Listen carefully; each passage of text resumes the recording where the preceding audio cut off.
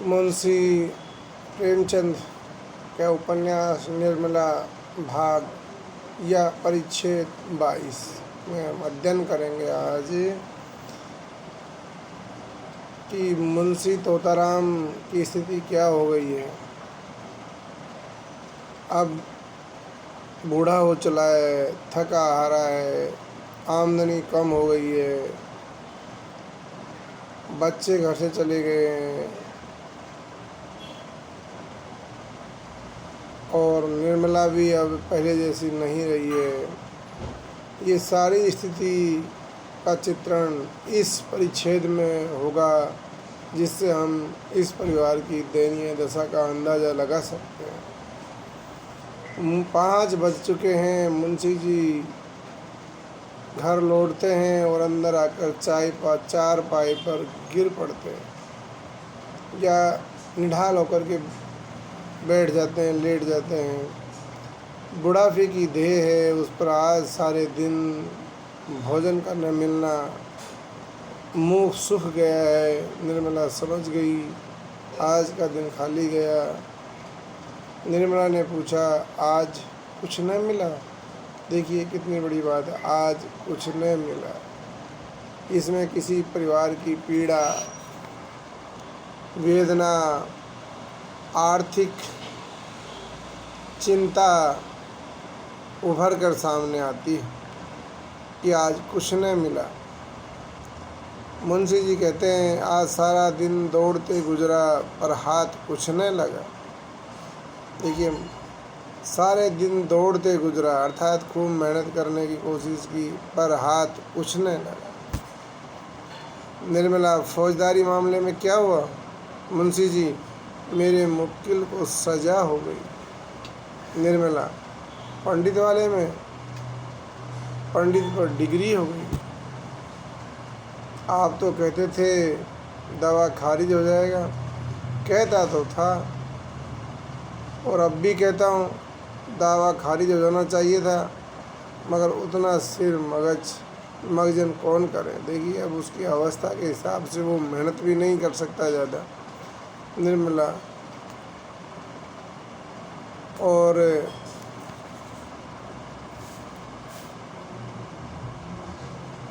सिर वाले दावे में उसमें भी हार गया। निर्मला, तो आज आप किसी अभागी का मुँह देखकर उठे। मुंशी जी से अब काम बिल्कुल न हो सकता था। एक तो उसके पास मुकदमे आते ही नहीं थे और आते भी थे तो बिगड़ जाते थे, मगर अपनी असफलताओं को वह निर्मला से छिपाते रहा था अब तक। कुछ दिन हाथ न लगा कुछ भी, तो अपने मित्रों से पैसे न ला करके वो किसी तरह से अपने घर का खर्चा चला रहा था, लेकिन आज वह भी सारा न रहा। निर्मला चिंतापूर्ण स्वर में कहती है, आमदनी का यह हाल है तो ईश्वर ही मालिक है। उस पर बेटे का यह हाल है कि बाजार जाना मुश्किल है, भूंगी पी से काम कराने को कहता है। घी लेकर 11 बजे लौटा है। कितना कहकर हार गई कि लकड़ी लेते आओ, पर सुना ही नहीं।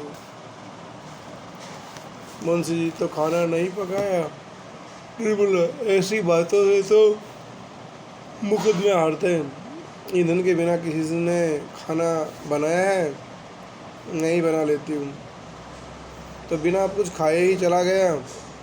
निर्मला, घर में और क्या रखा था जो खिला देती? मुंशी जी ने डरते डरते कहा, कुछ पैसे वैसे न दे दिए? निर्मला ने बहुत सकुड़ा, घर में पैसे फलते हैं ना। एक व्यंग था ये, घर में पैसे फलते हैं ना, मैं कहाँ से पैसे देती हूँ? उसे कहने का मतलब ये है। मुंशी जी ने कुछ जवाब न दिया। ज़रा देर तक तो वो प्रतीक्षा करते रहे, शायद जलपान के लिए कुछ मिलेगा, लेकिन निर्मला ने तो पानी तक न मंगवाया। बेचारे निराश होकर चले गए। सर, अब सियाराम के कष्ट का अनुमान उनका चित्त चंचल हो गया। वो सोचने लगे कि सियाराम कितना पीड़ित होगा भूख से।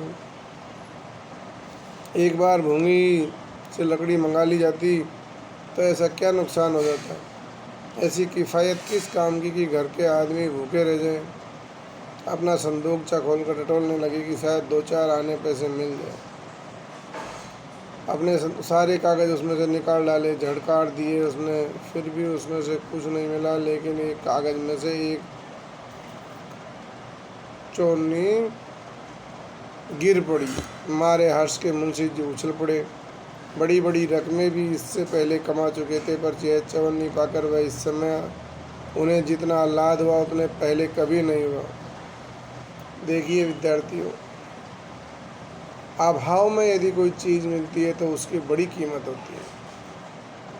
मुंशी जी ने खूब पैसे कमाए थे, लेकिन इस समय भूख प्यास से बेहाल है वो और उसका बेटा दोनों ही।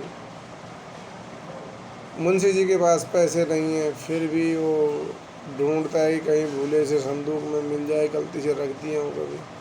ऐसे में एक चवन्नी का मतलब होता है 25 पैसे, 1 रुपये का 1/4 भाग मिल जाना। उस ज़माने में 25 पैसे बहुत हुआ करते थे। जब ये उपन्यास 1927 और 1926 में लिखा जा रहा था, 1926 से 27 तक, तो लगा लो अंदाज़ा आज से 90 वर्ष के आसपास के पहले की बात है। उसमें 25 पैसे बहुत हुआ करते थे।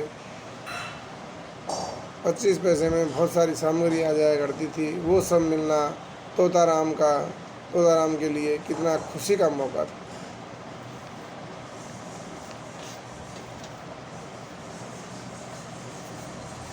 मुंशी जी पूछा, क्या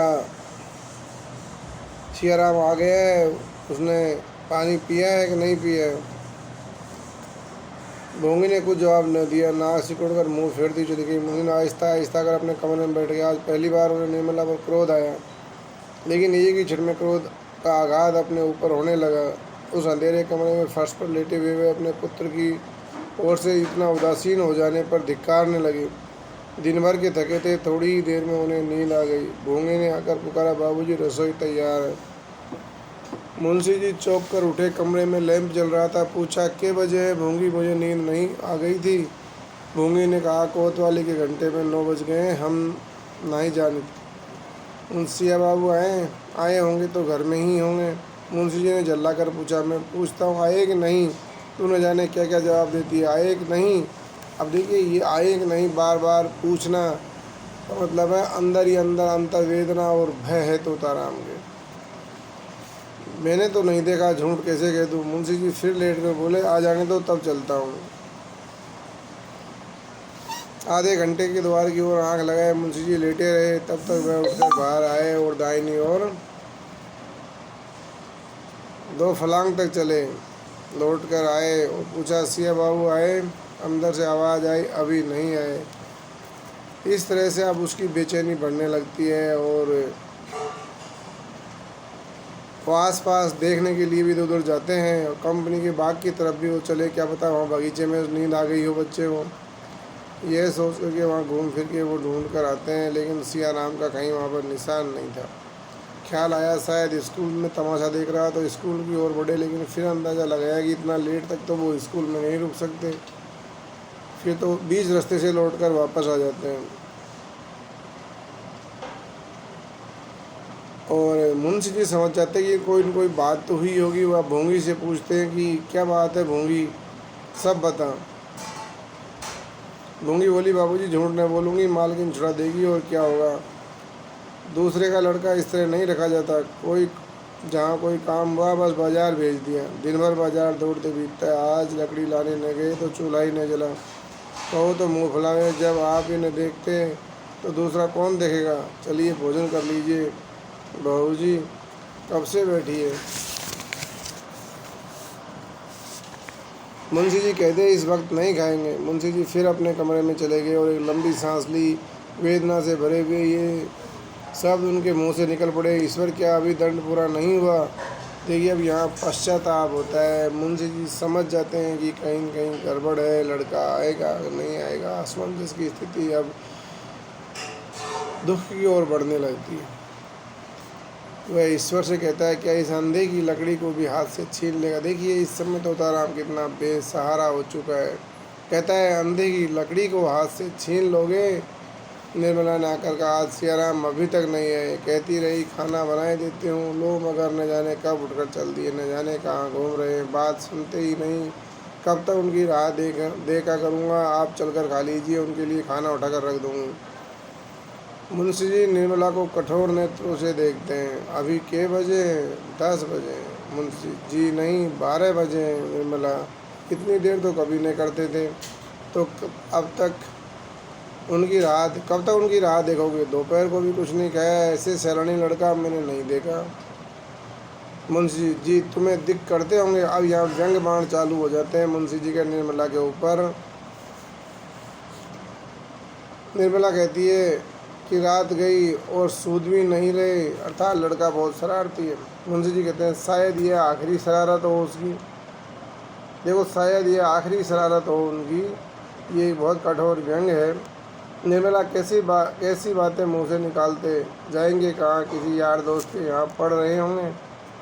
मुझ शायद ऐसा ही हो, ईश्वर ऐसा ही करे। निर्मला सवेरे आवे तो जरा तम भी कीजिएगा, अर्थात उसकी अच्छे से खबर लीजिएगा सवेरे जब घर लौटे। तो इस तरह से निर्मला अपने पति तोताराम को कहती है। मुंशी जी कब? अच्छी तरह करूँगा, खूब अच्छी तरह करूँगा। चलिए खा लीजिए, देर बहुत हो गई। सवेरे तम भी करके खाऊँगा। कहीं न आया तो तुम्हें ऐसा ईमानदार नौकर कहाँ मिलेगी। दूसरा कठोर व्यंग है कि तुम्हें ऐसा ईमानदार नौकर कहाँ मिलेगा। निर्मला ने हटकर कहा, तो मैंने भगा दिया? नहीं, ये कौन कहता है? तुम मुझसे क्यों भगाने लगी? तुम्हें तो काम करता था, तुम्हारा था। तो शामत आ गई होगी, उसी की शामत आई है जो गया हुआ है। निर्मला ने कुछ नहीं कहा। बात बढ़ जाने के भीतर चली आई और सोने को भी न रहा। जरा देर से भूमि ने अंदर से किवाड़ भी बंद कर दिए। क्या मुंशी जी को नींद आ सकती थी? 3 लड़कों में केवल एक बच रहा था, वह भी हाथ से निकल गया। तो फिर जीवन में अंधकार के सिवाय और क्या था? कोई नाम लेने वाला भी नहीं रहेगा। हाँ, कैसे रत्न हाथ से निकल गए। मुंशी जी की आंखों में अश्रुधारा बह रही थी। तो कोई आश्चर्य है? उस व्यापक पश्चाताप, उस सघन ग्लानि, तिमिर में आशा की एक हल्की सी रेखा उन्हें संभाले हुई थी। जिस क्षण वह रेखा लुप्त हो जाएगी, कौन कह सकता है उन पर क्या बीतेगी। उनकी वेदना की कल्पना कौन कर सकता है। अर्थात जिसके 2 बच्चे पहले ही जा चुके हों, तीसरा भी अब ऐसा लग रहा है कि हाथ से गया, तो ऐसे बाप की स्थिति कैसी होगी, उसका दुख कैसा होगा। इस पीड़ा का कोई एहसास सामान्य तरीके से नहीं कर सकता। कई बार मुंशी जी की आंखें झपकती है, लेकिन सियाराम की 8 के धोखे में फिर चौंक पड़ती है। सवेरे होते ही मुंशी जी सियाराम को खोजने के लिए निकल गए। अब किसी से पूछने की हिम्मत भी नहीं होती थी उसकी। वो सोचता था कि जैसा लोग ये कहेंगे तुमने जैसा किया वैसा भर, यह सोच करके वह चारों तरफ मैदानों, बाजारों, बगीचों में चक्कर लगाते रहे। 2 दिन निराहार रहे। उन्हें इतनी शक्ति कैसे हुई है, इसका खुद ही पता नहीं चला। रात को 12 बजे मुंशी जी घर लौटे। दरवाजे पर लालटेन चल रही थी। निर्मला द्वार पर खड़ी थी। देखते ही बोली, कहाँ भी नहीं, न जाने कब चल दी है, कुछ पता चला? मुंशी जी ने आग्नेय नेत्रों से ताकते हुए क्या, हट जाओ सामने से, नहीं तो बुरा होगा। मैं आपे में नहीं हूँ, यह तुम्हारी करनी है। तुम्हारे ही कारण आज मेरी यह दशा हो रही है। आज से 6 साल पहले क्या इस घर की यह दशा थी? तुमने मेरा बना बनाया घर बिगाड़ दिया। तुमने मेरे लहलाते बाग को उजाड़ दिया। केवल एक ठूंठ रह गया हूँ, उसका निशान मिटाकर, तभी उसका भी निशान मिट जाएगा, तब तुम्हें संतोष होगा। मैं अपना सर्वनाश करने के लिए तुम्हें घर नहीं लाया था, सुखी जीवन को और भी सुखमय बनाना चाहता था। यह उसी का प्रायश्चित है जो लड़के पान की तरह फेरे जाते थे। उन्हें मेरे जीते जी तुमने चाकर समझ लिया और मैं आँखों में सब कुछ देखते हुए भी अंधा बना बैठा रहा। जाओ, मेरे लिए थोड़ा सा साँकियाँ भेज दो, बस यही कसर रह गई है, वह भी पूरी हो जाए। अर्थात निर्मला पे इस तरह का व्यंग बाण चलाना, तोताराम या मुंशी जी का दुखी होकर के ये सब बातें कहना, और इसमें निर्मला को तो पीड़ा हो ही रही है अंदर ही, यहीं से कहीं न कहीं स्वयं मुंशी जी भी बहुत पीड़ित हैं। निर्मला रोते हुए कहती है, मैं तो अभागिन हूँ, आप कहेंगे तब जानूंगी। न जाने ईश्वर ने मुझे जन्म क्यों दिया था। यहाँ देखिए निर्मला की पीड़ा भी है कि न जाने ईश्वर ने मुझे जन्म कब क्यों दिया था। मगर ये आपने कैसे समझ लिया? सियाराम आवेंगे ही नहीं। फिर भी ऐसे इतना कुछ कहने के बाद भी मुंशी जी को आस बंधाती है कि यह आपने कैसे समझ लिया कि सियाराम आएंगे ही नहीं। मुंशी जी ने अपने कमरे की ओर जाते हुए कहा, जलाओ मत, जाकर खुशियाँ मनाओ, तुम्हारी मनोकामना पूरी हो गई। देखिए ये किस तरह से मुंशी तोताराम भी वास्तविकता को नहीं समझता है और धीरे धीरे स्नेह के अभाव में पूरा घर बिखर जाता है, बर्बाद हो जाता है। अंदर से भी दोनों मानव तोताराम और निर्मला टूट जाते हैं। इस तरह से गृहस्थी बिखर जाती है और इस परिच्छेद में लेखक बताना चाहता है कि बच्चे के लिए मातृ स्नेह होना बहुत आवश्यक है।